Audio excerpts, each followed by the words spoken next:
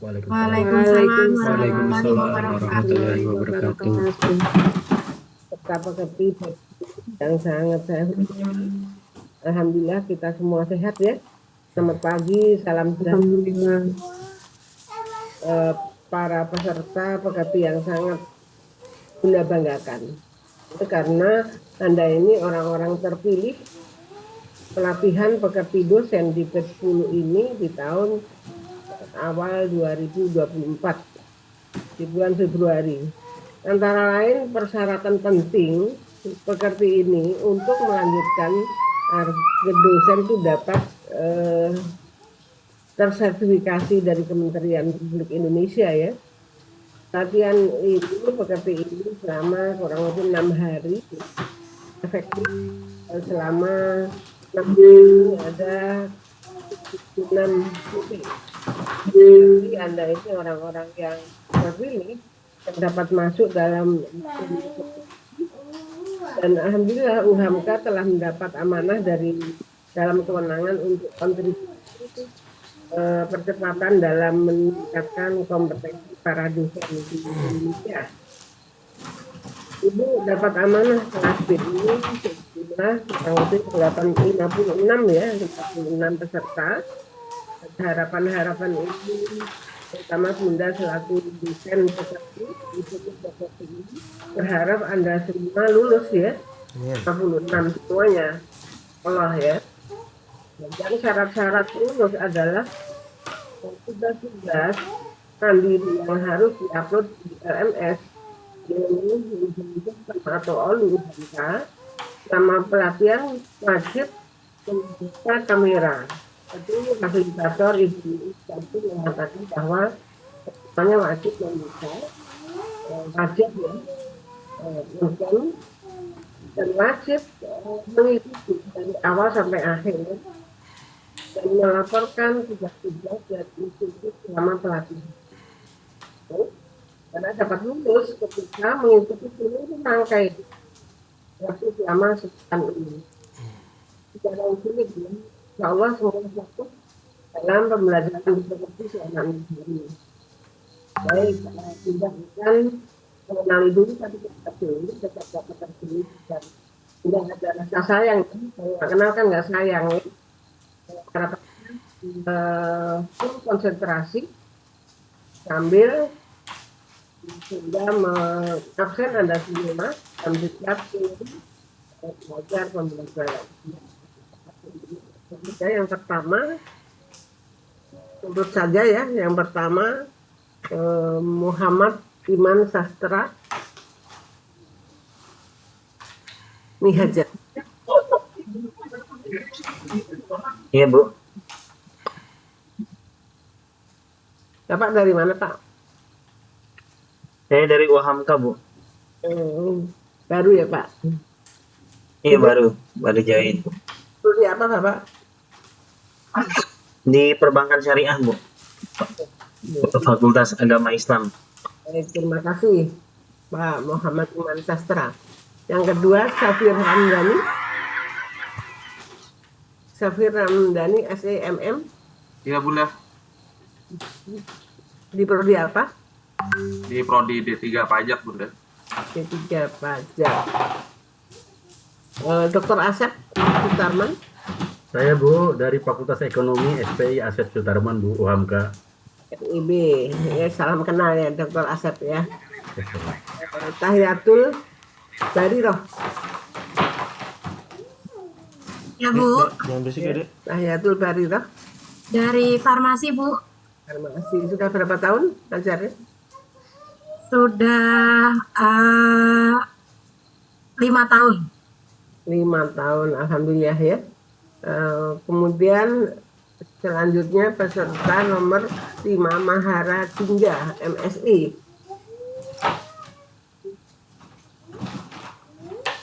Tadi apa? Mahara Tingga? Belum? Lanjut ke Dian Ambar Wasesa. Dian Ambar. Ya, Bu. Halo Bu, Assalamualaikum. Salam.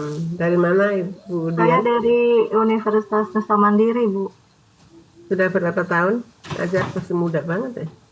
Iya, saya sudah sekitar 6 tahun. Tahun alhamdulillah ya. Iya, Mengikuti insya Allah nanti tersertifikasi. amin. Terima kasih, Bu. Tati Wiharso, SEMM. Assalamualaikum Bu Bunda Lulu, saya Gani Wiharso dari Universitas Nusa Mandiri, Fakultas Ekonomi dan Bisnis, Prodi Bisnis Digital. Wih, keren ya. Mata kuliah kekinian itu ya Pak Gani ya. Iya Johan benar Bu. Prasetyo, Ya, SE. bismillahirrahmanirrahim. Assalamualaikum warahmatullahi wabarakatuh. Ya, Bu Unda Lulu, perkenalkan saya Johan Hendri Prasetyo. Sama seperti Pak Gani Wiharso, saya dari Universitas Nusa Mandiri. Kebetulan satu prodi dengan beliau juga di prodi bisnis digital. Ya, salam kenal ya. Ya, salam kenal Bunda. Lanjut ke Muhammad Abdullah, SEMM. Selamat pagi, Assalamualaikum Bunda Lulu. Perkenalkan saya Abdullah dari Universitas Nusa Mandiri, Fakultas Ekonomi dan Bisnis, Program Studi Manajemen. Salam kenal Ibu dan teman-teman semua. MM ya, dari prodi MM ya, alhamdulillah. Raduti Merlin Sagala, LM Farm. Selamat pagi Bunda, saya Raduti Merlin Sagala dari Universitas Muhammadiyah AR Fakhrudin dari Prodi D3 Farmasi Bunda. Terima kasih. Ya. Betul Bunda. Azra Masita MA. Azra. Assalamualaikum Bunda, saya Azra dari Universitas Pancasila. Dari Pancasila ya. Ya. Di farmasi juga kan? Oh, enggak, saya di Fakultas Pariwisata. Oh, pariwisata. Dr. Niko Albert, STMM. Pagi, Assalamualaikum warahmatullahi wabarakatuh, Bunda. Ya. Saya dari program studi Magister Manajemen Universitas Paramadina. Dari Paramadina ya. Ya. Dari Universitas Pak Anies ya. Iya. Lanjut kepada Hina Januar Rahmawati, MKOM. Ya, Assalamualaikum Bunda. Saya dari UPI AI Jakarta. UPI ya. Ya. Terima kasih. Tania Ariarini. Selamat pagi, Bunda Lulu. Perkenalkan saya dengan Tania Ariarini. Saya dari Universitas Prasetya Mulia. Untuk prodinya saya di S1 Hospitality Business Pariwisata. Pariwisata juga ya. Jessica Tambunan, MSc. Selamat pagi Bunda. Ya, perkenalkan nama saya Jessica Tambunan. Saya dari Universitas Prasetya Mulia sama dengan Mbak Tania dari program studi pariwisata, lebih spesifik di jurusan event. Ya, terima kasih. Dokter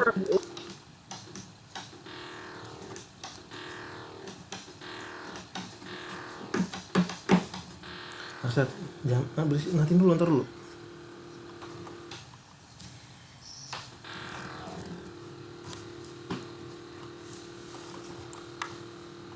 Dek, matiin dulu dek.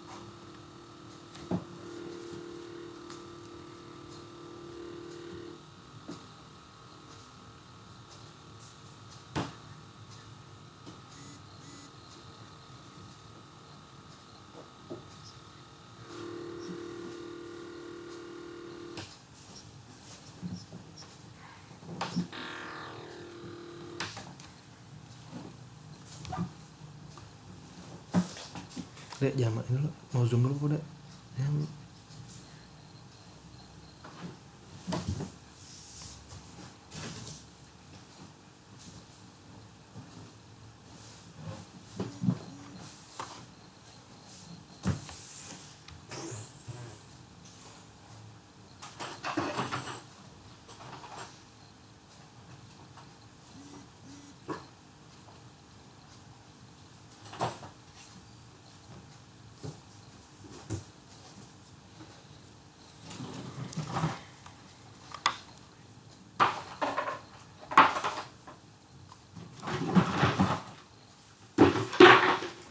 Dek, jangan berisik dulu, Dek. Dek, jangan berisik.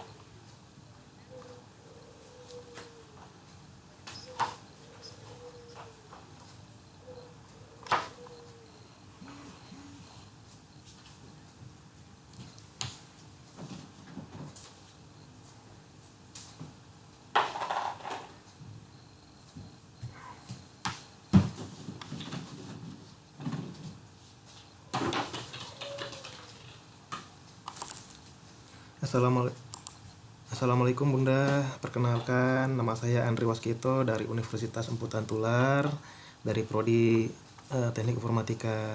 Salam kenal Bunda.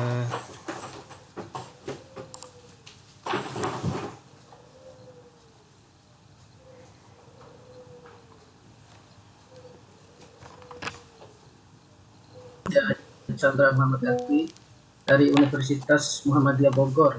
Saya ngajar di administrasi pendidikan, Bu. Umbara ya, Bogor Ya, ya. Umbara, benar. Oh, Edi ya. Pak Edi, benar, Bu. Ya, Pak Edi ya. Baik, Ya. terima kasih. Weni Guslia Repti. Hadir Bunda, Assalamualaikum warahmatullahi wabarakatuh. Saya dari Akademi Kebidanan Hampar Baiduri, Lampung Selatan. Wih, dari Lampung ya. Ya Bunda.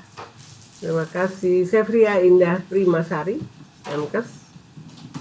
Ya, Assalamualaikum Bunda dan teman-teman semua. Saya Sevria Indah Primasari dari Abdit Wahana Husada, Bunda. Di Jakarta ya? Di Lampung juga, Bun. Oh, di Lampung juga. Sama Iya. Ibu yang tadi ya, terus Weni ya. Iya. Baik, lanjut kepada Indah Ramayani, MM. Hadir Bunda, Assalamualaikum. Salam. Perkenalkan Bunda, nama saya Indah dari Institut Teknologi dan Bisnis Muhammadiyah Polman, Sulawesi Barat, Bunda. Jauh banget ya. Sulawesi ya. Aji Saputro MM. Ya, pagi Bunda. Pagi. Ya, perkenalkan saya dari Fakultas Ekonomi Institut Teknologi dan Bisnis Semarang, Bunda. Oh, dari Semarang ya. Ya. Tetangga ini Semarang. Iya, Bunda. Andreas Tigor Oktaga MM. Assalamualaikum Bunda, selamat pagi. Pagi. Maka saya Andreas Tigor Oktaga. Saya dari Institut Teknologi dan Bisnis Semarang, sama dengan Pak Aji Seputorogi. Saya di Prodi Sistem Teknologi dan Informasi. Terima kasih. Ibnu Muahkori MKom. Pak Ibnu. Ya, Bunda. Suara saya terdengar, Bunda? Dengar, jelas. Oke, jelas. Terima kasih. Assalamualaikum warahmatullahi wabarakatuh. Terima kasih, Bunda Lulu. Saya Ibnu Muahkori dari Institut Teknologi dan Bisnis Visi Nusantara, Bogor, Bunda. Terima kasih. Jadi ya. Jauh ya, ini tetangga Bunda juga di Sentul ya, rumah Iya, Bunda. dekat Sentul memang lokasinya. Siap. Ya, makasih Bunda. Dian Asih Ning Utami. Assalamualaikum Bunda. Saya Diana Sining Utami dari Institut Teknologi Kesehatan Malang Widya Cipta Husada dari Prodi S1 Kebidanan dan Pendidikan Profesi Bidan. Oh, kebidanan ya. Terima kasih Bu Dian. Dini Ria Octavia. Kebidanan sekolah. Ya. Assalamualaikum, selamat pagi. Pagi. Oke Bunda. Nama saya Dini Ria dari PKM Widya Cipta Husada di Malang sama dengan Bu Dian dari Profesi S1 Kebidanan. Terima kasih. Endah Sri Wulandari, MKes. Selamat pagi Bunda, saya Endah Sri Wulandari, saya dari Institut Teknologi Kesehatan Malang, sama seperti dengan Bu Dini dan Bu Dian. Iya, berapa orang banyak ya? Selfie, ya. Hari, kebidanan, silakan. Selamat pagi Bunda. Oke. Saya juga dari ITKM WCH sama dengan Bu Dian dan Bu Dini. Saya dari Prodi S1 Kebidanan. Terima kasih. Ya, siap. Ira Mutiara Ningrum. Assalamualaikum Bunda. Saya Ira Mutiara Ningrum dari Politeknik Negeri Sambas, Kalimantan Barat. Oh, jauh ya. Ahmad Riyadi, MKes. Izin Ibu dari Kemenkes Poltekkes Semarang. Salam kenal Bunda. Kenal. Ihsan Hadi Pranoto. Assalamualaikum, mohon izin perkenalkan diri saya Bunda Lulu. Saya Ihsan Hadi dari Poltekkes Kemenkes Semarang. Salam kenal semuanya. Terima kasih. Lanjut Herma Yunita. Ya, Assalamualaikum. Selamat pagi Bunda. Selamat pagi. Saya Herma Yunita dari Sekolah Tinggi Ilmu Ekonomi dan Bisnis Prana Putra, Lubuk Linggau. Lubuk Linggau ini jauh banget ya? Iya, Sumatera Selatan Bunda. Selatan ya? Naik kapal ke sana ya? Iya. Salam kenal Bunda dan teman-teman semuanya. Ya. Rahmat Muhlisun. Pak Rahmat Muhlisun. Assalamualaikum Ibu. Waalaikumsalam. Saya Rahmat Muhlisun dari FISIP Bekasi, Prodi Administrasi Niaga Ibu. Administrasi Niaga ya? Iya Ibu.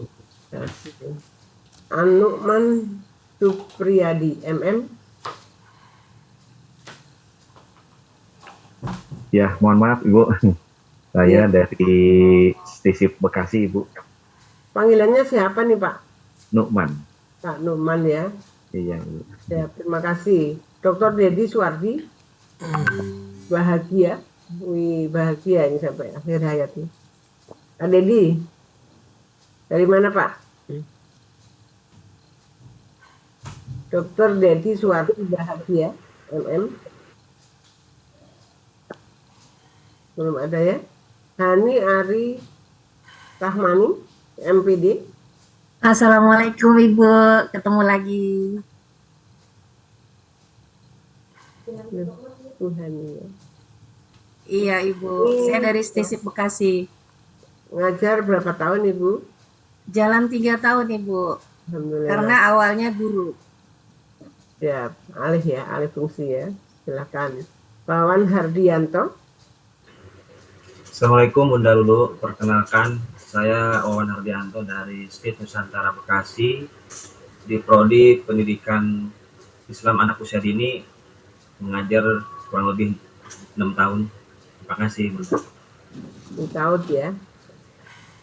Taud. Ina Solihah Hidayati, Mkom. Ya, Assalamualaikum Bunda. Perkenalkan, nama saya Ina Solihah Hidayati dari Prodi Informatika Teknik Amikom Surakarta. Surakarta Solo ya? Ya. Berarti Ibu paham rumah artisi ya? Paham ya, Solo ya? Keren itu. Indrawan Adi Saputro. Selamat pagi Bunda Lulu. Kenalkan Nama saya Indrawan Adi Saputro dari STEMIT Amkam Surakarta, prodinya S1 Informatika. Sama dengan Bu Ina dan Pak Febri. Siap.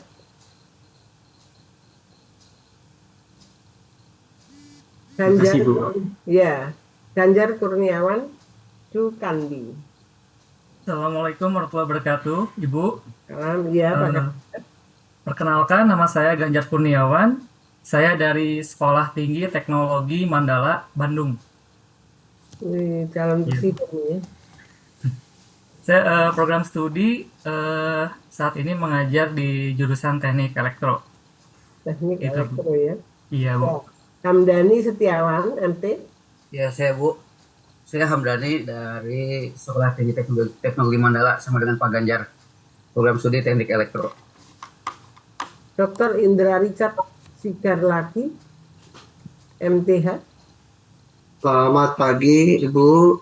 Pagi. Nama saya Indra Sigarlaki dari STT Global Glow Indonesia Jakarta. Saya di Magister Teologi Kristen. Ya, Terima kasih. Salam kenal buat semua. salam kenal. Ade Sucipto. Selamat pagi Bu, saya Ade Sucipto dari Stikes Borneo Cendikia Medika Pangkalan Bun dari Kalimantan Tengah Bu, di program studi keperawatan. Terima kasih Bu. Baik, terima kasih semuanya. Sekarang sudah kenal ya, one by one. Sehingga nanti kita komunikasinya enak kalau sudah kenal. Ibu. Ya, ayo. Ada yang belum dipanggil kah?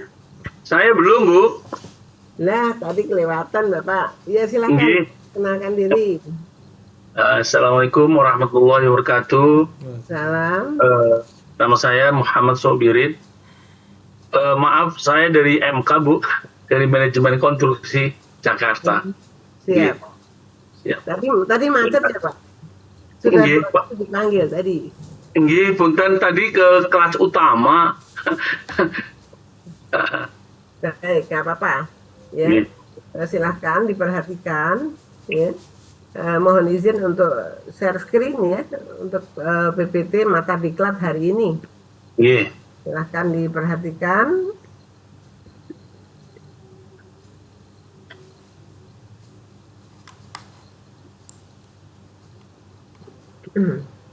Hari ini, pagi ini mata diklat teori belajar dan pembelajaran.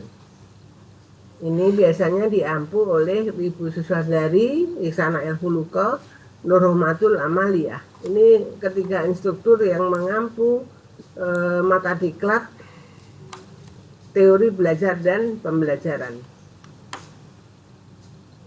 Instrukturnya 3 orang ini, tapi ini salah satu kelas B Bunda yang pegang ya.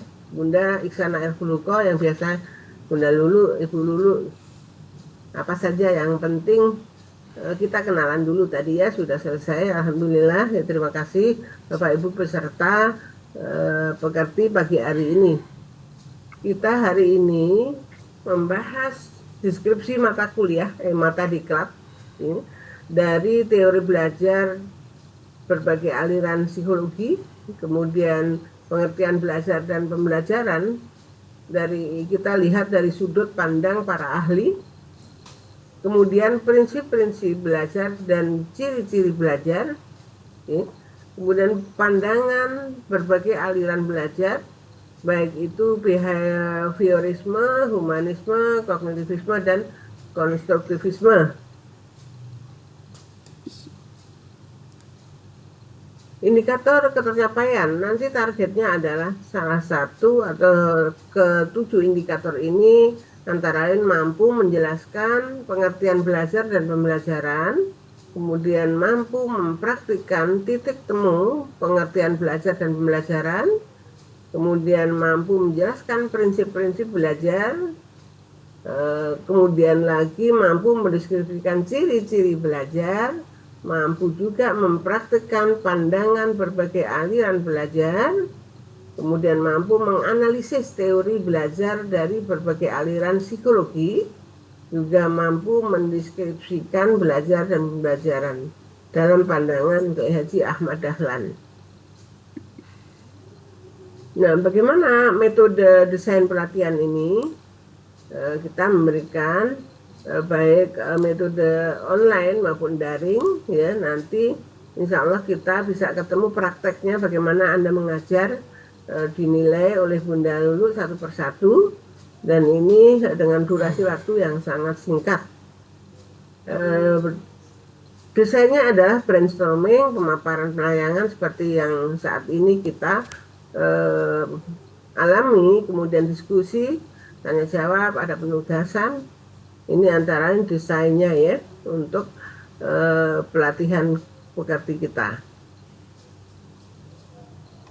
Ini ada sebuah film, cuplikan film yang Anda harus menganalisis sesuai dengan persepsi masing-masing peserta pekerti. Tolong disimak, ya, nanti berurutan atau dipanggil sesuai dengan waktu. Nanti analisisnya singkat, padat, sesuai Anda masing-masing.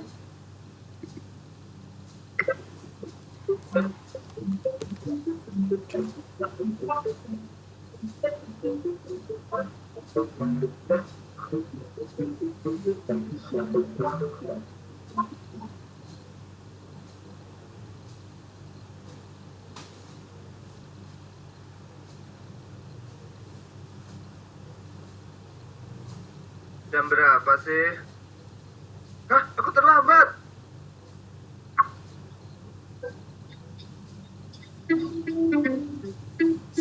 Jadi mana ya?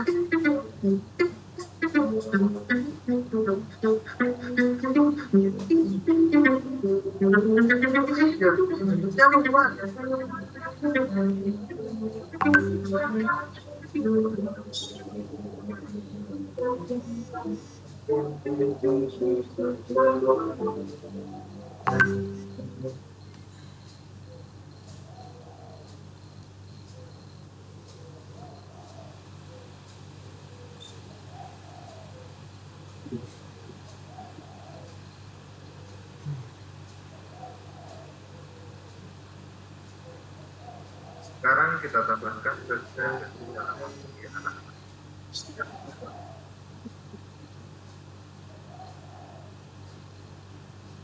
aduh, udah terlambat, bukannya masuk malah main-main. Duduk sana.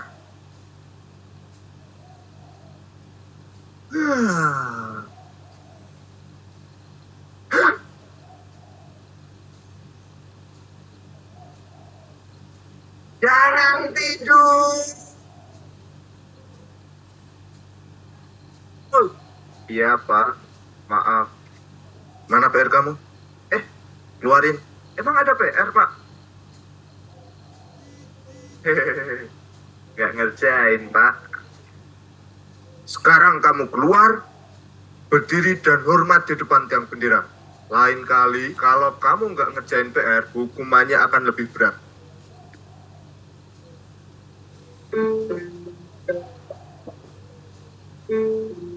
Kamu dihukum juga ya?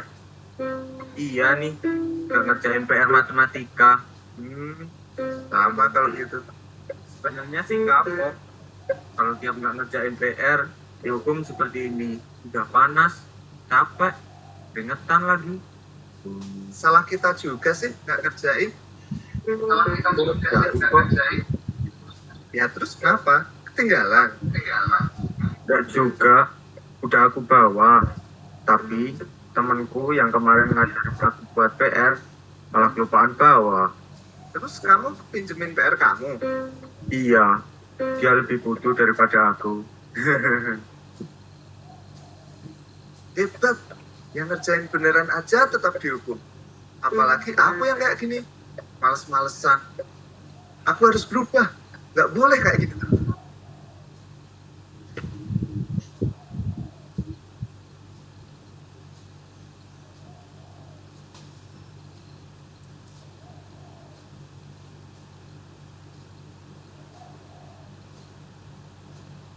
Baik,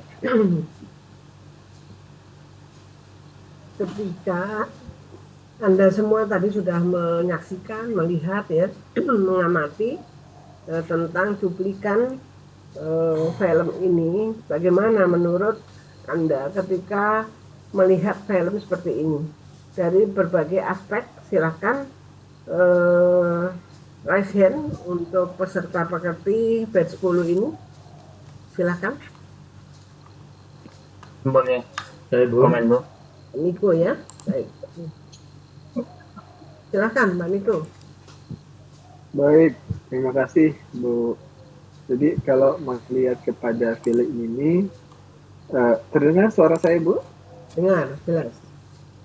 Baik, jika melihat film ini maka terlihat pentingnya kedisiplinan waktu ya Bu, yang harus ditanamkan kepada siswa sehingga dia mampu mengatur waktunya.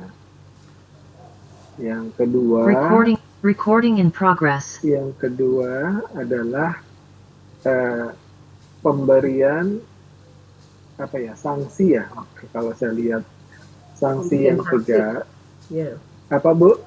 Pemberian sanksi ya? Ya, pemberian sanksi agar para mahasiswa juga mampu untuk mematuhi terkait dengan komitmen dia terhadap pelajarannya. Ya. Nah, kemudian yang ketiga juga penting kita memberikan metode pengajaran yang mampu bahasanya saya cari bahasa yang tepat untuk mengencourage mahasiswa itu agar dia juga punya motivasi diri yang tinggi sehingga itu kan bisa dia membimbing kehidupan pribadinya, karena bagaimanapun kita dosen, guru juga kan punya keterbatasan jangkauan pengawasan setelah dia lepas dari kampus, itu sudah dirinya sendiri ya. Nah, mungkin itu Bu yang saya terpikir saat ini. Baik, terima kasih Pak Niko. Selanjutnya izin Bu menjawab. Iya, siapa nih? Izin Bu. Weni dari Lampung Bu. Dari Lampung, nama? Weni Ibu. Bu Weni ya nggak nampak di sini. Bu Weni silahkan. Nggak nampak Ibu ya? Iya. Iya. Sepakat ya Bu ya dengan siapa tadi Pak Niko ya. Untuk kedisiplinan waktu sehingga ada ketelatan tadi. Tapi di sini juga perlu arahan, bimbingan dari peran orang tua juga ya Bu ya. Peran orang tua, karena melihat dari video tadi sebenarnya anak ini mau mengerjakan cuman kurang perhatian, sehingga bimbingan dan arahan juga dari peran orang tua. Mengandalkan dari pihak kampus untuk belajar etika sepertinya kurang cukup kalau tidak dibantu oleh peran orang tua sendiri, begitu Ibu. Terima kasih Bu Weni. Lanjut ke Pak Andreas. Ya, terima kasih Bunda. Saya tadi juga setuju dengan Pak Niko, cukup banyak tadi memberikan ulasan. Ini saya menambahkan. Jadi kalau saya lihat tadi, pertama dia bangunnya terlambat, kemudian tidak mengerjakan PR ini, saya rasa memang perlu menumbuhkan rasa tanggung jawab. Jadi tidak bangun pagi, kemungkinan juga tidurnya terlalu malam karena mungkin main, atau kalau zaman sekarang main game ya, nge-game itu sampai malam, kemudian PR tidak dikerjakan, berangkat juga terlambat. Jadi memang sangat diperlukan untuk menumbuhkan rasa disiplin sehingga dan juga rasa tanggung jawab akan kewajiban, kemudian juga rasa mengetahui bahwa posisinya sebagai siswa itu apa yang harus dicapai dan apa yang harus dikerjakan untuk saat ini. Dan tadi waktu dihukum itu sangat menarik, ternyata ada murid juga yang sudah mengerjakan tapi kok dihukum karena PR-nya tidak dibawa temannya yang meminjam. Ini juga pengalaman saya.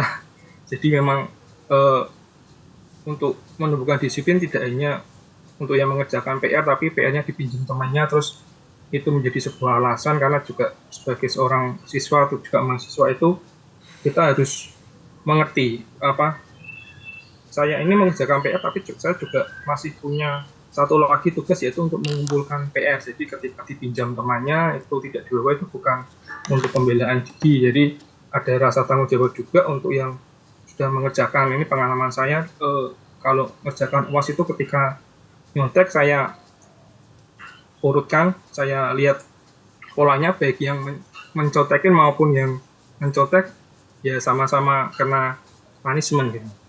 Jadi ada rasa disiplin dan tanggung jawab memang harus ditumbuhkan dalam karakter siswa. Terima kasih Bunda. Baik, terima kasih Pak Andreas. Lanjut Boleh saya, Bu? Pak Numan ya. Iya, Bu. Hanuman, Bu. Iya, Bu. Saya melihat ini masalah habit ya, Bu ya.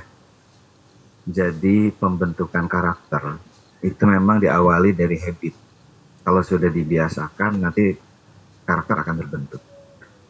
Nah, karakter dasar itu yang merupakan nilai inti, nilai awalnya itu adalah integritas. Nah, film tadi itu menunjukkan kedisiplinan yang merupakan inti atau titik awal dari belajar integritas. Dan ini penting sekali karena kalau integritas sudah tertanam dalam dirinya, apalagi sudah menjadi habit gitu, maka dia akan tahu integritas secara keseluruhan, termasuk dua orang anak tadi, yang satu tidak mengerjakan karena kesiangan dan karena mungkin teledor, yang satu lagi malah dipinjamkan. Itu integritas tuh tidak bisa dengan pinjam meminjam seperti itu, karena pada akhirnya hasil akhir yang akan diukur. Kira-kira dari saya seperti itu, Bu. Baik, Pak Numan. Terima kasih. Saya Bu Lulu, Asep. Pak Asep, silakan. Baik, terima kasih Bu. Jadi hampir sama persepsinya dari pembicara sebelum saya, bahwa saya melihat dari sudut pandang dua. Yang pertama dari sudut mahasiswa, ini tidak disiplin, tidak mengerjakan tugas, bangunnya kesiangan, berarti malamnya dia bukan belajar tapi mungkin main. Ini adalah fenomena mahasiswa kita juga seperti itu. Kemudian dari sudut dosen, dosen tadi sudah memberikan teguran, bahkan hukuman. Jadi solusinya adalah harus dibuatkan kontrak pembelajaran. Kalau di UHAMKA ada kontrak pembelajaran, sebelum pembelajaran dimulai, itu kita secara bersama-sama membuat kontrak. Disiplin masuk jam berapa, kalau yang telat nanti dihukum apa, dikasih tugas apa. Nah, saya kira kalau dua ini sudah dilakukan, mudah-mudahan akan baik, dan terutama dosen harus konsisten, jangan menghukumnya anggap tai ayam, ada yang dihukum, ada yang tidak, itu yang tidak baik. Demikian, terima kasih. Assalamualaikum warahmatullahi wabarakatuh. Izin berpendapat Bu.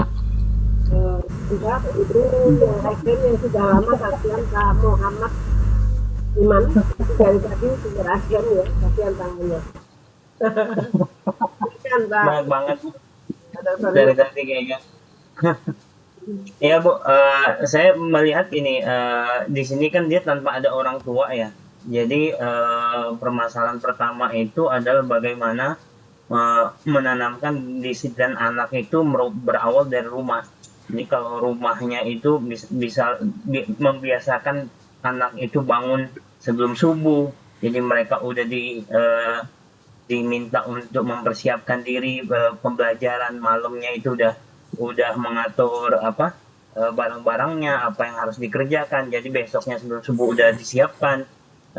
Jadi yang hal-hal seperti ini tidak ada. Jadi tanggung jawab pertama itu adalah tanggung jawab orang tua. Makanya dosen beberapa sekolah ini juga mereka memanggil orang tua sebelum anak itu masuk sekolah. Jadi itu menariknya sih. Nah ini selain itu juga antara orang tua dan pendidik itu menerapkan risk reward kepada anak. Jadi ketika mereka melakukan sesuatu, kira-kira resikonya apa, rewardnya apa. Jadi dari situ dia akan udah tertanam tuh dalam pikirannya, kalau saya mengerjakan ini saya dapat ini, kalau saya tidak mengerjakan ini saya akan mendapat punishment ini. Jadi kalau itu tertanam sekali di dalam anak dan itu ditanamkan oleh nggak hanya pendidik tapi juga orang tua, itu anak itu akan menjadi baik sekali. Mungkin itu saya Bu. Ya, terima kasih Pak Dr. Iman. Lanjut Ibu Hani Rahmani. Silahkan. Iya Bu, Assalamualaikum warahmatullahi wabarakatuh. Saya hanya ingin menambahkan tadi yang dari Pak Niko, saya setuju ya. Sebagai orang tua, kita juga punya kontribusi dalam pendidikan karakter anak. Dalam hal ini, bagaimana dia berperilaku, bagaimana dia berhubungan dengan orang di luar sana, bagaimana dia menjadi individu yang mampu mengawasi dirinya sendiri, yaitu mempunyai habit-habit yang untuk program kesehariannya, dalam berlingkungan, dalam bersosialisasi, termasuk dalam dunia pendidikan. Dalam hal ini, yang disampaikan dan dilakukan oleh guru untuk menghukum siswanya, itu sudah benar. Sedangkan yang disampaikan tadi sama Bapak yang sebelumnya itu saya setuju, banyak guru atau dosen yang memberikan hukuman hanya sekedar angat-angat tai ayam, dan terkadang guru cenderung pilih kasih, tanpa menerapkan etimologi yang benar dalam penerapan hukuman kepada para siswanya. Mungkin dari saya itu, Bu. Selebihnya terkadang kita harus punya komitmen semua pendidik, yaitu menerapkan disiplin dan indisipliner terhadap siswa ataupun mahasiswa. Sekian dari saya, Ibu. Terima kasih. Terima kasih. Kepada yang lain silakan nanti. Bu Hani, Bu Lulu. Sebentar, Bu Hina, nanti kita lanjutkan setelah pemaparan berikut ini ya, yang belum ya, karena ini sudah ada berapa tadi? Kurang lebih ada 7-8 orang ya yang telah menanggapi cuplikan film. Sekarang Bunda lanjutkan kepada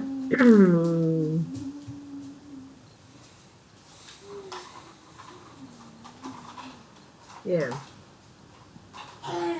yang harus kita ketahui bersama bahwa orientasi belajar dan pembelajaran itu memang kita sebagai pengajar sudah paham banget ya, tapi kadang-kadang antara belajar dan pembelajaran itu beda tipis ya. Dan nanti kira-kira kita juga menjadi PR bahwa kita belajar itu dari lahir sampai sepanjang hayat ya, ini wajib belajar. Sampai sepuh pun itu wajib, ada kewajiban untuk belajar. Yang kita jalani bersama sebagai dosen, dan nantinya kita selalu mengadop hal-hal terkait dengan para ahli tentunya. Pengertian belajar itu sendiri menurut para ahli, W.H. Burton terutama, belajar itu proses perubahan tingkah laku pada individu karena adanya interaksi dengan lingkungannya ya. Kalau menurut Burton demikian. Kemudian menurut Lester Crow dan Lice Crow, belajar adalah perbuatan untuk memperoleh kebiasaan, ilmu pengetahuan dan berbagai sikap ya. Kemudian untuk W.S. Winkel, belajar itu lebih kepada proses pembentukan tingkah laku secara terorganisir ya. Nah, menurut H.C. Warrington, belajar adalah suatu perubahan di dalam kepribadian dari reaksi berupa kecakapan, sikap, dan kebiasaan. Menurut Ernest R. Hildgard, belajar adalah suatu proses perubahan kegiatan, reaksi terhadap lingkungan. Ya, menurut para ahli demikian. Ini baru sedikit ya yang kita adopsi. Pengertian belajar antara lain menurut Geert Berlinger adalah merupakan suatu proses di mana suatu organisme berubah perilakunya sebagai akibat dari pengalaman. Kemudian Harold Spear juga beda lagi, belajar itu mengamati, membaca, meniru, mencoba sesuatu pada dirinya sendiri, mendengar dan mengikuti aturan. Menurut Gardner, belajar itu suatu perubahan perilaku yang relatif menetap yang dihasilkan dari pengalaman masa lalu ataupun dari pembelajaran yang memiliki tujuan. Nah, tadi berbagai aliran pandangan belajar dari berbagai aliran belajar. Nah, dalam aliran tingkah laku atau lebih kepada behaviorisme, suatu perubahan dan tingkah laku seseorang yang dapat diamati atau dapat diukur hasilnya. Kemudian untuk humanistik ya, dari hulu dan muaranya pada manusia itu sendiri, lebih kepada humanisme, konsep belajar diperoleh melalui pengamatan terhadap perilaku seseorang dan apa yang dihasilkan dari perilaku tersebut. Kognitivisme lebih menekankan pada proses dan hasil. Ya. Belajar adalah suatu proses berpikir yang kompleks, pengetahuan yang telah dimiliki sebelumnya, ya, prior knowledge, sangat menentukan keberhasilan mempelajari informasi dan pengetahuan baru. Dalam konstruktivisme, belajar itu sebagai proses pembentukan, konstruksi pengetahuan oleh pembelajar itu sendiri. Pembelajar kita semua sebagai dosen tentunya. Bagaimana ciri-ciri belajar? Ya. Satu, adanya kemampuan baru atau perubahan tingkah laku bersifat pengetahuan kognitif, kemudian psikomotorik, keterampilan, maupun nilai dan sikap dalam afektif. Kemudian perubahan itu tidak berlangsung sesaat saja, melainkan menetap atau dapat disimpan. Perubahan juga tidak terjadi begitu saja, melainkan harus dengan usaha keras, ya, berbagai upaya yang harus dilakukan oleh manusia pembelajar. Perubahan akibat interaksi dengan lingkungan. Ya. Perubahan perilaku sebagai hasil dari pengalaman masa lalu atau pembelajaran yang disengaja maupun yang bertujuan. Nah, kita melihat bahwa apa sih bedanya belajar atau pengajaran dan pembelajaran, ya. Kalau pengajaran lebih pada dilaksanakan oleh mereka yang berprofesi sebagai pengajar, kemudian tujuannya menyampaikan informasi kepada pembelajar, kemudian juga merupakan salah satu penerapan strategi pembelajaran dan juga kegiatan belajar berlangsung bila ada pembelajar itu dalam konteks pengajaran. Kemudian dalam pembelajaran dilaksanakan oleh mereka yang dapat membuat orang belajar, ada tujuannya agar terjadi belajar pada diri pembelajar. Kemudian merupakan cara untuk mengembangkan rencana dan terorganisasi untuk keperluan belajar. Nah, dalam pembelajaran, kegiatan belajar dapat berlangsung dengan atau tanpa hadirnya pembelajar. Ya.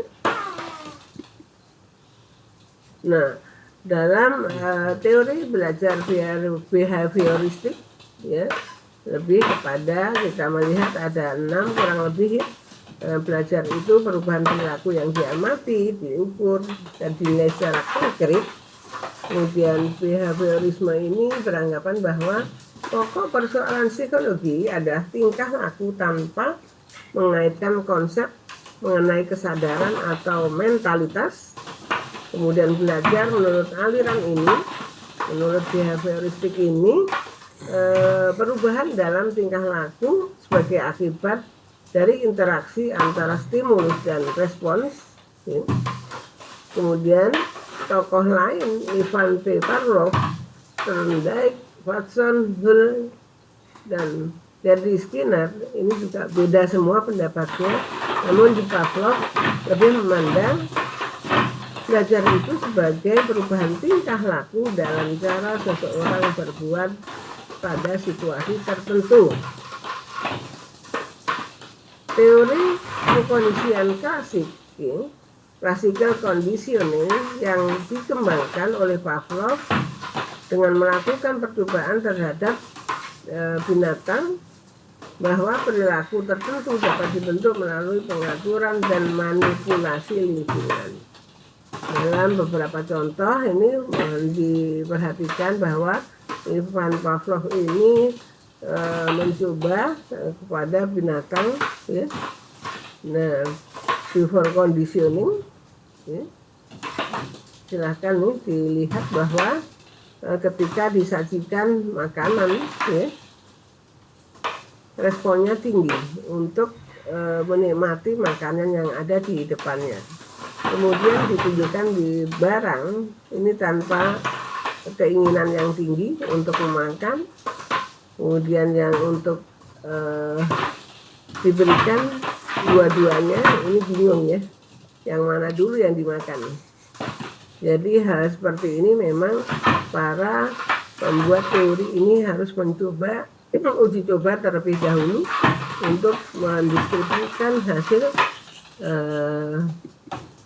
teorinya. Nah, dalam tadi teori Pavlov ini dengan contoh-contoh hewan dengan gambar pertama tadi memiliki makna hewan akan memberikan respon ya, saat diberikan makanan. Gambar kedua memiliki makna hewan tidak memberikan respon saat dipanggil menggunakan yang bukan makanan, yaitu garpu, ya, garpu tala atau lonceng. Ya. Atau gambar ketiga, saat garpu tala atau lonceng dibunyikan ya, sembari memberikan makanan, maka hewan akan memberikan respon. Gambar keempat, hanya dibunyikan garpu tala, lonceng hewan sudah bisa memberikan respon. Nah, eksperimen ini kalau kita berpikir kritis bahwa beliau ini mengungkapkan membunyikan lonceng sebelum memberikan makanan. Sebelum memberinya makanan dapat membuat anjing mengeluarkan air liur karena keinginan tinggi untuk memakan. Bahkan ketika tidak ada makanan yang diberikan, anjing dalam eksperimen ini telah belajar mengasosiasikan suara lonceng dan makanan. Dan Pavlov menunjukkan bahwa classical conditioning mengarah pada pembelajaran melalui ingatan. Beda lagi dengan teori-teori Thorndike yang dimana beliaunya itu memberikan belajar adalah proses interaksi antara stimulus dan respon, kemudian belajar hukum pengaruh law of effect, yaitu respon akan berkuat jika diikuti oleh kesenangan dan dilemahkan jika diikuti oleh ketidaksenangan. Belajar juga dapat dilakukan dengan mencoba-coba trial and error. Kemudian teori belajar Thorndike, kognisionisme, yang sering disebut dengan trial and error atau selection and connection. Ya, termasuk ketika kita akan menyekolahkan putra-putri kita bisa melihat sarananya, kemudian kurikulumnya, guru-gurunya rapi atau tidak, tempatnya ya, sarana semuanya harus kita lihat ya. Trial and error ini kita coba dulu sepekan, barangkali kalau putra-putri kita betah di situ. Lebih kepada teori Thorndike. Kita lihat lagi teori beliaunya ini juga mencoba untuk ke binatang, bahwa ini seekor kucing ini di dalam kurungan ya, yang ada makanan tapi jauh ya, jauh dan tidak bisa terjangkau oleh kucing tersebut ya. Nah, ini berupaya keras untuk meraihnya ya. Ini kan menggunakan pikiran, menggunakan akal, menggunakan apapun yang upaya untuk meraih tujuan untuk sampai bisa membuka rumahnya, kemudian meraih makanan yang disukainya. Ini contoh-contoh dari teori Thorndike. Lanjut kita kepada trial and error ya. Adanya motif dari diri seseorang yang mendorong untuk melakukan sesuatu, kemudian seseorang berusaha melakukan berbagai macam respon dalam rangka memenuhi motif-motifnya. Respon yang dirasakan tidak bersesuaian dengan motifnya, akhirnya seseorang dapat mendapatkan jenis respon yang paling tepat. Ya, lanjut kepada hukum koneksionisme. Ya, ini lebih kepada hukum pengaruh, hukum kesiapan, ya, kemudian hukum latihan. Jika suatu tindakan perilaku menghasilkan perubahan yang memuaskan, maka tindakan tersebut akan diulangi kembali dalam situasi serupa dan akan semakin meningkat intensitasnya. Namun jika tindakan atau perilaku tersebut menghasilkan perubahan yang tidak memuaskan, maka tindakan tersebut kemungkinan tidak diulangi lagi. Ini dalam law of effect. Kembali kepada law of Leibniz. Leibniz ini hukum menjelaskan bahwa kesiapan individu melakukan sesuatu menurut hukum. Nah, keberhasilan individu dalam melaksanakan sesuatu sangat tergantung dalam kesiapannya. Ya, dalam exercise, hukum ini merupakan generalisasi dari law of use dan law of Pisces. Jika perilaku atau perubahan hasil belajar sering dilatih atau digunakan, maka eksistensi perilaku tersebut akan semakin kuat. Ya, law of use.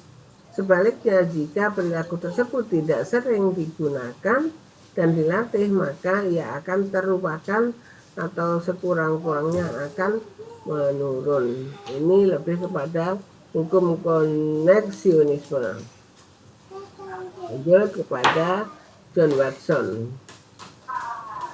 Ya, John Watson ini berpendapat bahwa belajar merupakan proses terjadinya refleks atau respon stimulus pengganti. Misalnya manusia dilahirkan dengan berbagai refleks dan reaksi emosi, ada takut, ada cinta, ada marah, ya. Semua tingkah laku lainnya terbentuk dalam hubungan-hubungan stimulus respon baru melalui conditioning. Ya. Eksperimen dilakukan pada bayi. Kemudian teori conditioning ini lebih lanjut dikembangkan oleh Watson tahun 70-an. Perubahan tingkah laku dapat dilakukan melalui latihan, pembiasaan, mereaksi terhadap stimulus-stimulus yang diterima. Menurut Watson, stimulus dan respons tersebut harus berbentuk tingkah laku dapat diamati oleh kita semua sebagai pembelajar tentunya. Beda lagi B.F. Skinner. Skinner ini lebih kepada teori dalam Skinner disebut operant conditioning. Maksudnya adalah suatu metode pembelajaran menggunakan reward atau hadiah, punishment, hukuman sebagai konsekuensi perilaku. Tadi banyak diutarakan pada respon-respon yang Pak Niko, Bu Weni, Pak Andreas, Pak Numan, ya, Dr. Asep, Bu Iman, dan Ibu Hani ini lebih menjurus pada teori-teori yang Bunda paparkan, ya, tapi nanti kita harus bisa mengklasifikasi teori-teori tersebut lebih kepada siapa. Lanjut kepada prinsip belajar menurut Skinner, ya. Menurut beliau ini hasil belajar harus segera diberitahukan kepada siswa, ya. Dan ini juga menurut persepsi peserta pekerti ya mungkin beda-beda seperti halnya tadi, ya, bahwa hasil belajar harus segera diberitahukan kepada mahasiswa atau tidak, ya. Ini tergantung persepsi atau kebijakan dari kampus-kampus tersebut. Kemudian proses belajar harus mengikuti irama dan belajar. Kemudian dalam proses pembelajaran lebih dipentingkan aktivitas sendiri, tidak digunakan hukuman, ya. Dan tingkah laku yang diinginkan pendidik diberi hadiah. Gaya mengajar dosen guru, ya, dilakukan dengan beberapa pengantar dari guru secara terarah dan dikontrol melalui pengulangan dan latihan. Ya, ini menurut Skinner, ya. Kita lihat lagi, ya, teori yang bersifat eklektik, artinya teori apapun bisa dimanfaatkan asal tujuannya untuk memanusiakan manusia atau mencapai aktualisasi diri dapat tercapai. Ya. Dan humanistik ini memang sudah mengambil beberapa teori dari Cobb, Honey, Mumford, ya, Habermas, Carl Roger, ya. Dari semua ini memang pakar-pakar dari aliran kognitif. Ada 4 antara lain, ada pakar humanistik, ya. Kemudian ada pakar-pakar yang lebih kepada humanistik juga, ya. Ini ada 4-5 orang ini kubu humanistik semua. Sebagai contoh saja. Nah, kemudian untuk teori Biam dan Caldwell menunjukkan apa yang mungkin dikuasai, dipelajari oleh siswa, tercakup dalam 3 kawasan, baik kognitif, afektif, dan psikomotor. Nah, kita semua paham dengan teori taksonomi Bloom yang telah berhasil memberi inspirasi banyak pakar, ya, lain untuk mengembangkan teori belajar dan pembelajaran. Ya. Menurut Cobb, tahapan belajar ini ada pengalaman konkret, ya, ada konseptualisasi, ya, ada eksperimentasi yang aktif, ada pengalaman aktif. Kemudian dalam pengalaman konkret, seorang siswa hanya mampu mengalami suatu kejadian yang belum mengetahui siapa, mengapa, dan bagaimana suatu kejadian itu terjadi.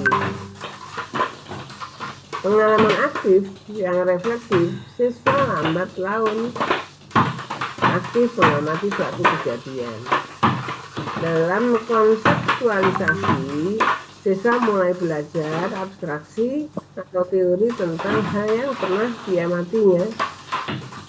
Kemudian terakhir, eksperimentasi aktif mampu mengaplikasikan suatu aturan umum pada situasi baru atau situasi tertentu.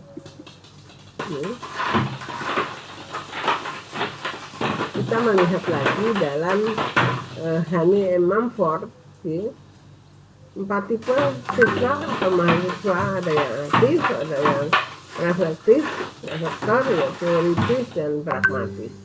Nah, ketika kita di dalam kelas, ketika tipe-tipe mahasiswa aktif, ya, termasuk aktivis, ya, suka melibatkan diri pada pengalaman baru, cenderung berpikiran terbuka. Dalam reflektor, sangat berhati-hati dan mengambil langkah. Dalam teoritis, sangat kritis, senang menganalisis, dan juga pragmatis, menaruh perhatian besar pada aspek praktis dalam segala hal. Nah, kita sebagai dosen, ya, sebagai dosen dan pembelajar, memang harus bisa membedakan, ya, peserta didik kita lebih ke aktivis, reflektor, teoritis, atau pragmatis. Lanjut kepada Habermas. Habermas ini punya 3 tipe belajar, ya. Dalam lingkungan dan manusia membagi 3 macam tipe belajar: technical learning, practical learning, emancipatory learning. Nah, dalam technical learning, siswa belajar interaksi dengan alam sekelilingnya, berusaha menguasai dan mengelola dengan mempelajari keterampilan-keterampilan yang ada. Kemudian practical learning, siswa atau mahasiswa interaksi dengan orang sekelilingnya, tidak hanya berhenti di pemahaman, justru relevan dengan berkaitan atau kepentingan manusia lainnya. Nah, dalam emancipatory learning, siswa atau mahasiswa berusaha mencapai pemahaman dan kesadaran yang sebaik mungkin tentang perubahan, transformasi kultural dalam suatu lingkungan di kelas.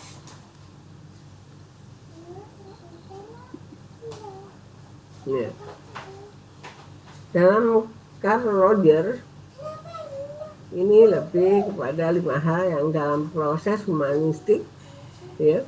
Kelompok-kelompok humanistik ini satu, hasrat untuk belajar, belajar bermakna, belajar tanpa hukuman, belajar dan perubahan, belajar dengan inisiatif sendiri. Nah, 5 kategori ini memang kita harus paham untuk mengklasifikasikan bagaimana hasrat untuk belajar, hasrat ingin tahu yang terus-menerus terhadap dunia sekelilingnya, kemudian belajar bermakna itu lebih kepada seorang beraktivitas akan selalu menimbang-nimbang apakah aktivitas tersebut mempunyai makna bagi dirinya. Dalam pemahaman belajar tanpa hukuman, belajar yang terbebas dari ancaman hukuman yang mengakibatkan anak bebas melakukan apa saja, ya, eksperimentasi hingga menemukan sesuatu yang baru.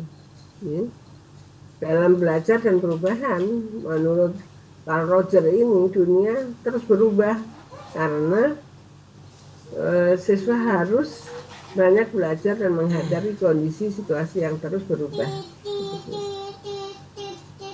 Nah, belajar dengan inisiatif sendiri menyiratkan tingginya motivasi internal yang dimiliki siswa berinisiatif mengarahkan dirinya sendiri. Ya, ini juga kita paham, ya, Abraham Maslow itu yang sering kita pakai untuk riset-riset, ya. Dikenal sebagai teori kebutuhan manusia, ya, kebutuhan dari diri manusia dimulai dari tahapan yang paling besar secara hierarkis menuju kebutuhan yang paling tinggi, ya, terutama dalam kebutuhan fisiologis akan makan dan minum, pakaian dan tempat tinggal. Ini prioritas, ya, physical needs. Kemudian kebutuhan yang lain akan rasa aman dan secara fisik maupun psikis. Kemudian kebutuhan sosial dibutuhkan manusia agar ia dianggap sebagai warga komunitas sosialnya.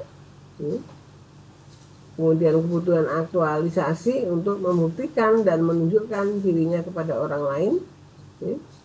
Kemudian kebutuhan ego termasuk keinginan untuk berprestasi dan memiliki prestise.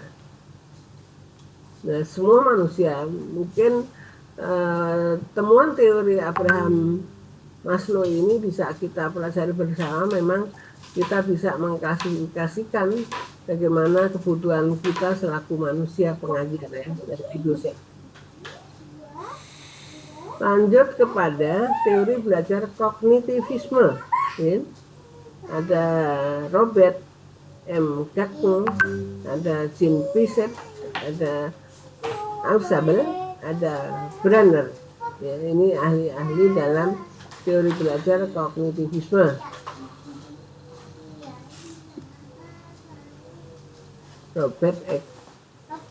Robert tersebut sering kepada alat-alat indera.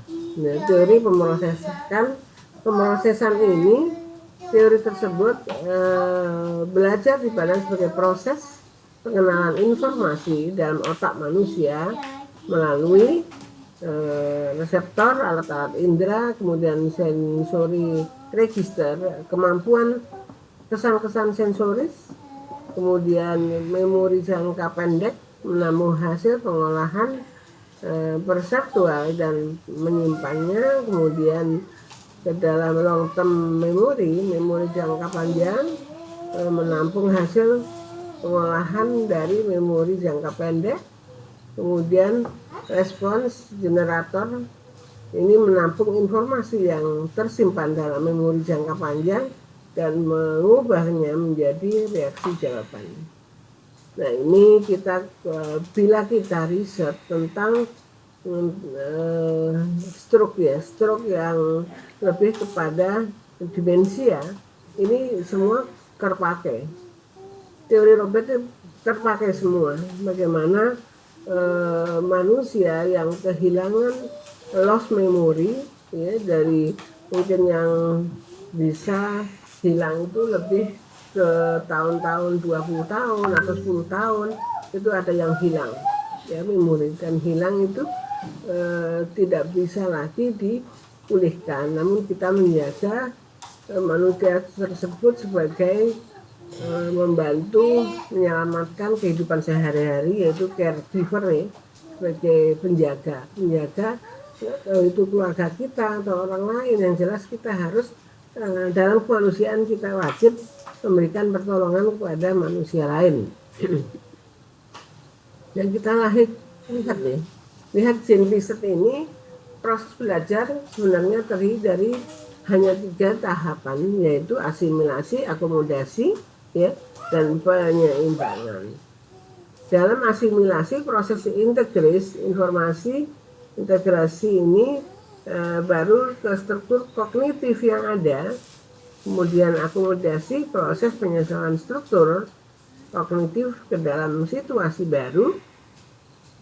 Kemudian dalam penyeimbangan, penyesuaian kesinambungan antara asimilasi dan akomodasi.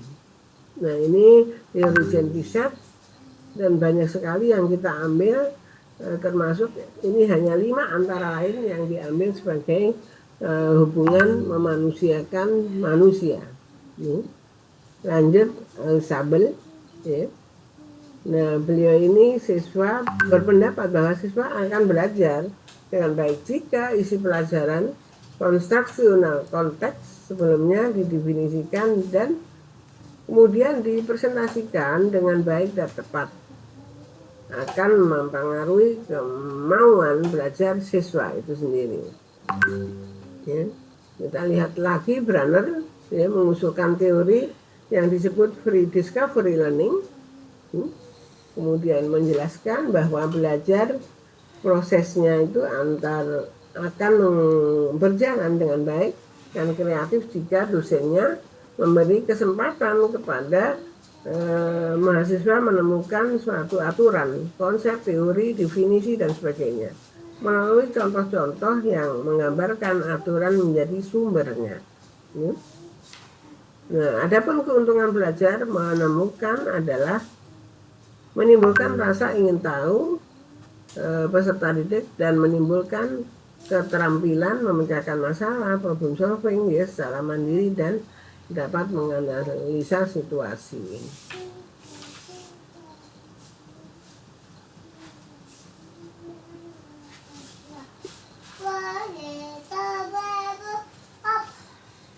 Dalam teori belajar konstruktivisme, siswa diberi kesempatan untuk mengembangkan motivasi mempelajari sebuah topik, ya, melakukan observasi, ya, dari orientasi, elisitasi, restrukturisasi, penggunaan ide dalam berbagai situasi, dan review terakhir.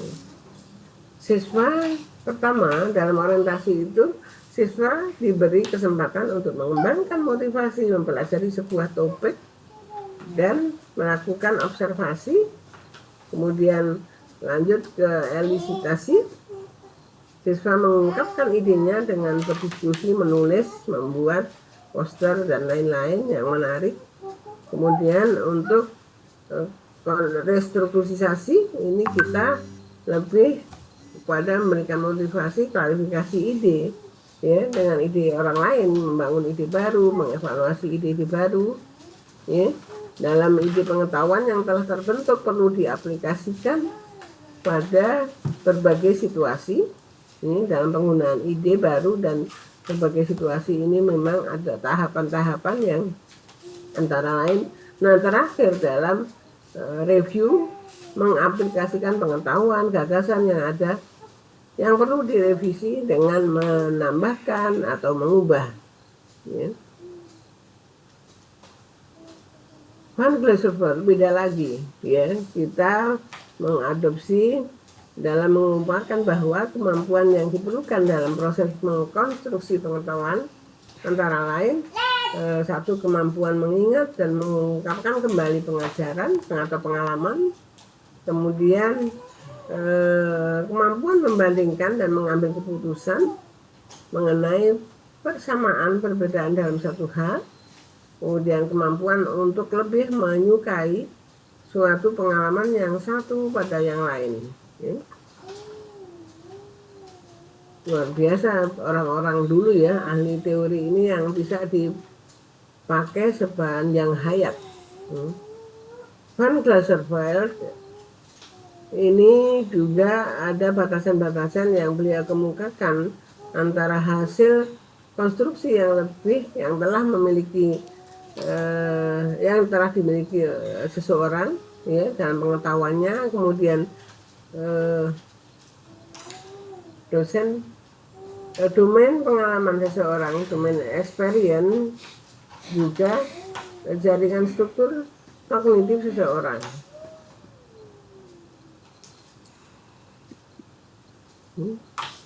Nah, menurut teori tersebut bahwa pandangan-pandangan dalam suatu proses pengetahuan pembentukan harus dilakukan oleh peserta didik kita dan harus aktif melakukan kegiatan, aktif berpikir, menyusun konsep, memberi makna tentang hal-hal yang sedang dipelajari. Tapi yang paling menentukan terwujudnya adalah gejala belajar, niat belajar siswa itu sendiri. Nah, bagaimana peran guru, peran kita sebagai dosen dalam metode ini sebagai mediator, fasilitator, ya, adalah satu, menyediakan pengalaman belajar yang memungkinkan siswa untuk bertanggung jawab ya, dalam mengajar atau berceramah, ya, tugas semua yang diberikan oleh dosen atau guru, menyediakan memberikan kegiatan yang merangsang kegiatan siswa, keingintahuan mereka terhadap hal-hal yang baru, membantu mereka untuk mengekspresikan gagasannya, kemudian ketika memonitor, mengevaluasi dan menunjukkan apakah pemikiran peserta didik berjalan atau tidak.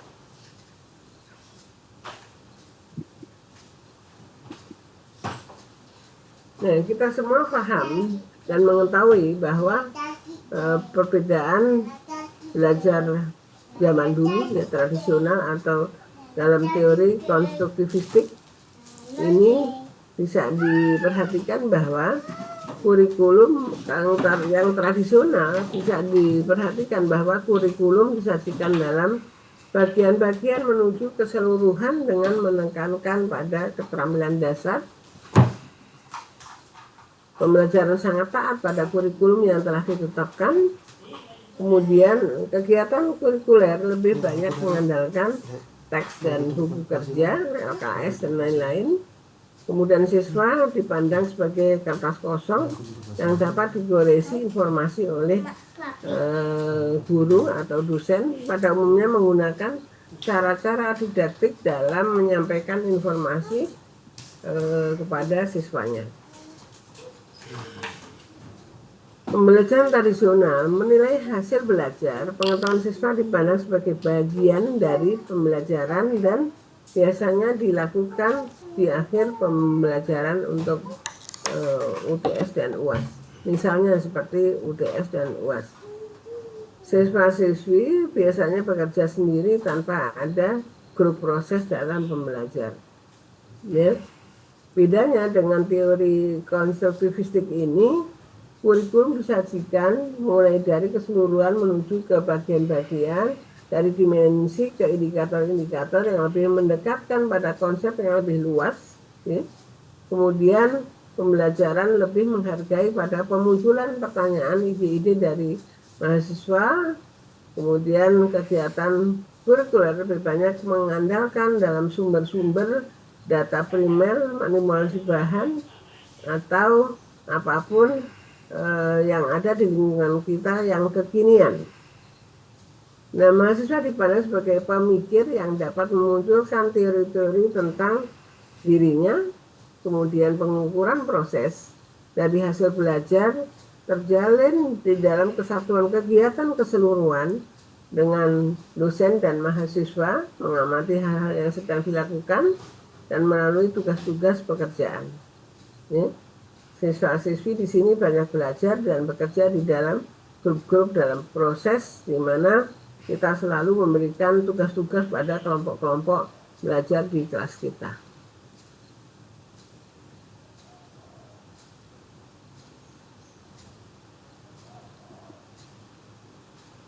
Dengan demikian diharapkan pembelajar dapat meletakkan pengalaman belajarnya dalam pengalaman mereka sendiri. Tujuannya adalah pembelajaran yang diterapkan bukan hanya mengajarkan informasi, tetapi menciptakan situasi di mana peserta didik kita dapat menerjemahkan informasi dengan pemahamannya sendiri. Nah, ahli-ahli dalam konstruktivisme ini menekankan bahwa pembelajar dapat menciptakan interpretasinya sendiri dengan dunia informasi, termasuk OpenAI ya. Kita selaku dosen sekarang selalu membuka OpenAI, tapi memang harus kita parafrase lagi, tidak langsung kepada kita adopt semua yang kita buka, karena nanti kita mendapatkan plagiarisme yang tinggi, ya, Turnitingnya tinggi nantinya.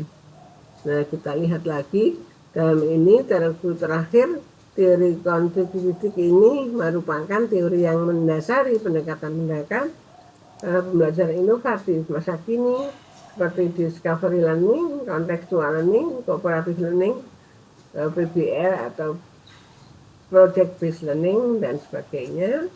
Dengan demikian diharapkan pembelajar dapat meletakkan pengalaman-pengalaman belajarnya dalam pengalaman mereka sendiri, termasuk mahasiswa kita.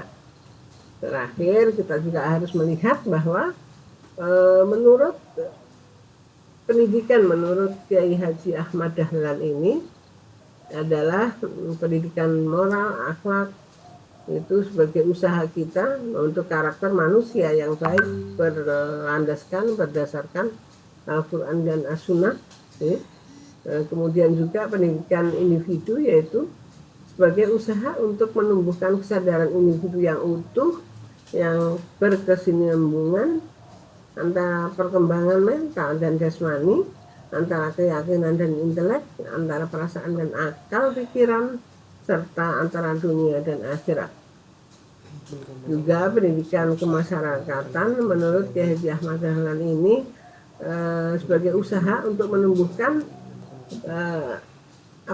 keinginan hidup masyarakat luas. Nah, secara garis besar pendidikan menurut Kiai Haji Ahmad Dahlan hendaknya diarahkan pada manusia, membentuk manusia muslim yang berbudi pekerti luhur, luas pandangannya, dan paham masalah ilmu keduniaan serta bersedia berjuang untuk kemajuan masyarakat pada umumnya.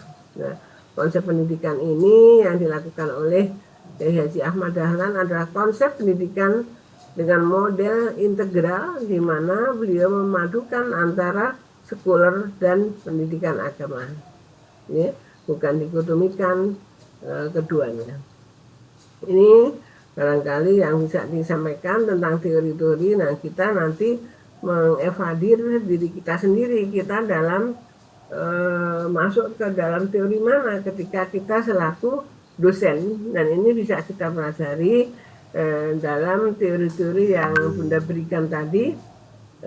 Cukup banyak ya, 5 saja sebenarnya lebih banyak lagi, tapi 5 itu kita bisa mengevaluasi diri kita untuk masuk kelompok yang mana kita. Ketika mengajar ada reward, ya, ada sanksi, ada hukuman, dan ini lebih kepada perilaku kita dalam mengajar di kelas itu harus mengacu pada teori-teori yang ada. Ya, ini yang minimalis tadi 5, tapi kita bisa membuat sendiri, browsing sendiri, kira-kira kita menganut pada teori yang mana dalam aktivitas sebagai dosen, ya. Itu barangkali yang dapat disampaikan.